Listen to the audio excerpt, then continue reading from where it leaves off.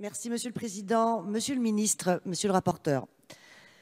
Donc, en espérant vous poser une question auquel on aura une réponse, comme ça on finira par ne plus les poser. Donc, en fait, je ne comprends pas bien, mais vous allez certainement m'expliquer une dernière fois, d'une part, ce qu'apporte cet article qui vise à confier au préfet des pouvoirs dont il dispose déjà. D'autre part, si les nouvelles dispositions de cet article ne risquent pas de déroger à nos principes constitutionnels et notamment la présomption d'innocence. Je m'explique. Vous le savez très bien, le préfet peut d'ores et déjà, selon l'article L 211-3 du Code de la sécurité intérieure, interdire tout objet pouvant constituer une arme pendant les 24 heures qui précèdent une manifestation sur la voie publique, et ce, sans motif légitime.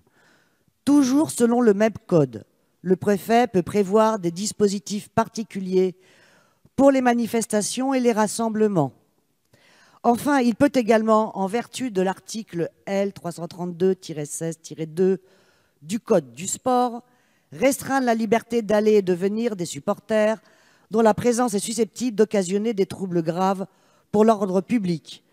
Pouvez-vous donc m'expliquer, Monsieur le Ministre, en quoi ces mesures constituent autre chose qu'un possible affichage politique, lequel serait alors de vraiment mauvais goût sur un sujet aussi grave que la sécurité de nos concitoyens? De plus, les nouvelles dispositions que vous proposez dans cet article font courir le risque de passer d'une présomption d'innocence à une présomption de culpabilité généralisée.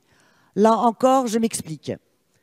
Que le préfet puisse ou non mettre en œuvre des contrôles systématiques de filtrage pour l'accès à certains lieux par les forces de l'ordre ne constitue-t-il pas un risque d'arbitraire, lequel serait sûrement frappé d'inconstitutionnalité par les juges? S'il vous plaît.